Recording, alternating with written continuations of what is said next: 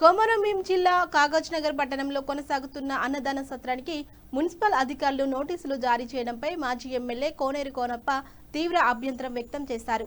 బుధవారం నిర్వహించిన సమావేశంలో మాట్లాడుతూ ప్రతిరోజు వందలాది మంది పేదలకు అన్నదానం, వేసవిలో అంబలి పంపిణీ జరుగుతున్న ఈ సేవను అడ్డుకోవడం తగదన్నారు. మరోవైపు మున్సిపాలిటీ ప్రకారం సత్రం కోసం కేటాయించిన సుమారు 800 చదరపు గజాల భూమి లీజు గడువు 11/10/2025తో ముగిసిందని, అదనంగా భూమి వినియోగం 1,53,993 అద్దె బకాయిలపై నోటీసులు జారీ చేసినట్లు సమాచారం. ఇక 7 రోజుల్లో బకాయిలు చెల్లించి స్థలం ఖాళీ చేయాలని సూచించారు. ఈ నేపథ్యంలో ప్రజలకు ఉపయోగపడే కార్యక్రమాలను ప్రోత్సహించాల్సిన అధికారులే నోటీసులతో అడ్డుకోవడం అన్యాయమని కోనప్ప పేర్కొన్నారు.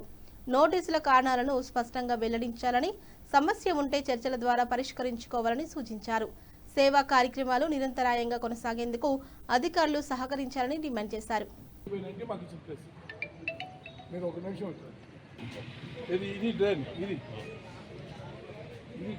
ఎందుకు పెట్టినామంటే భవిష్యత్తులో వాళ్ళు డ్రైన్ తోకుంటే ఈ ప్లేస్ వాళ్ళు డ్రైన్ కింద పోతుంది. డ్రైన్ తోకుంటే మనం వదిలిపెడతాం దాన్ని. అది ఇది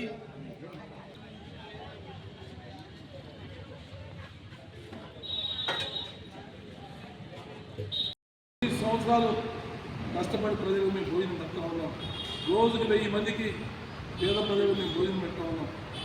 దీన్ని మీరు రద్దు చేద్దామంటే అది మీ అవివేకం అవుతుంది. రాబోయే రోజుల్లో మీకు ప్రజలు మీకు సరైన రీతిలో మీకు బుద్ధి చెప్తారని చెప్పి తెలియజేస్తూ మీ విలేకరుల సమక్షంలోనే ఏదైతే కమిషన్ నాకు నోటీసు పంపించాడో ఈ నోటీసు నాకు 800 గజాలనే నాకు అధికారికంగా నాకు ఇవ్వడం జరిగింది. 1600 గజాల స్థలం నేను కబ్జా చేశానని చెప్పి ఆయన నాకు నోటీస్ ఇచ్చాడు. ఆ నోటీస్ మీకు అందరికీ నోటీస్ కాగితాలు కూడా ఇచ్చినాను. ఇప్పుడు మీ సమక్షంలో ఈ స్థలం ఎంత ఉందో మీ సమక్షంలో కొలుస్తాను. మీరే నిర్ణయం చేయండి.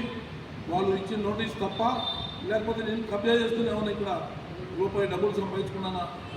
ఇది కడుపు మంటతో దుఃఖంతో చేస్తున్న కార్యక్రమం. 1600 గజాల స్థలం కబ్జా చేశానని చెప్పి ఆ మీద ఎలిగేషన్ పెట్టి ఈ సత్రాన్ని మూయించే కార్యక్రమం చేస్తాను. ఈ సత్రాన్ని మూయించే కార్యక్రమం చేస్తే దీనికి అక్కడ తప్పకుండా దేవుడు మిమ్మల్ని క్షమించడం బిడ్డ, ఇలా మీకు అధికారం ఉందని మేము విభజిస్తూ ఉన్నాము. కానీ ఈ పేద ప్రజల కడుపుకి ఏదైతే కడుపు మంట ఏదైతే తీరుతా ఉందో వీడికి మీరు అడ్డుకట్టేస్తే దీనికి తగిన మూల్యం ఆ పేద ప్రజలు, ఆ దేవుడు మీకు సరైన సమయంలో మీకు శిక్ష విధిస్తాడు బిడ్డ. అది కూడా మీరు గుర్తుంచుకోవాలని చెప్పి నేను తెలియజేస్తా ఉన్నా. ఒక్కసారి విలేకరుల సోదరులందరూ కూడా ఇప్పుడు నేను ఈ షెడ్ కొలుస్తాను. మీరు అందరూ ఎక్కడ వచ్చి దీన్ని చూసి వాస్తవం ఏంటో మీరు చెప్పాలని చెప్పి 100% రాసుకుంటారు. నేను ఎంత ఉన్నది అక్కన్న మాదన్న ఇద్దరు ఉన్నారు. ఈ అక్కన్న మాదన్నలు ఇది చేస్తారు కదా. ఈ చేతగాని అధికారులను అడ్డు పెట్టుకొని ఈ నోటీసులు నాకు ఇచ్చారు. అవును,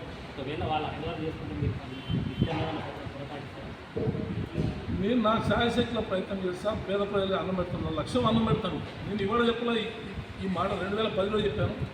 2017వ సంవత్సరంలో నేను ఆసిఫాబాద్ మీటింగ్లో నేను డిక్లేర్ చేస్తాను. నేను ఈ ప్రజలకి సేవ చేయాల్సిన అవసరం ఉంది. ఈ ప్రజలకి నేను బాకీ ఉన్నా. ఈ ప్రజలకి నేను ఇంత చిన్న స్థాయి నుంచి నన్ను 3 సార్లు ఎమ్మెల్యేగా గెలుపొందించాలన్న కార్యక్రమం తప్ప ఏనాడు రాజకీయంగా నేను ఎక్కడ కూడా మాట్లాడేది. ఏనాడు నాకు నేను అన్నం పెట్టాను, నా ఓటు ఏమని చెప్పి నేను ఎవరిని అడగలేదు. నేను భోజనం పెట్టి కడుపు బాధ తీర్చినాను, కడుపు ఆకలి తీర్చినాను. అంతేగాని నేనాడు రాజకీయం నేను నా శాయశక్తిలో ప్రయత్నం చేస్తా.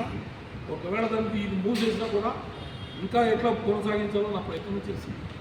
ఈ విషయంలో మీరు ఏమన్నా ఎన్ని తర్వాత అధికారులు స్పందించకపోతే తర్వాత న్యాయస్థానంకి వెళ్తానా, నేను ఎక్కడికి వెళ్తాను, తర్వాత మీ అందరికీ మళ్ళీ మీకే చెప్తాను.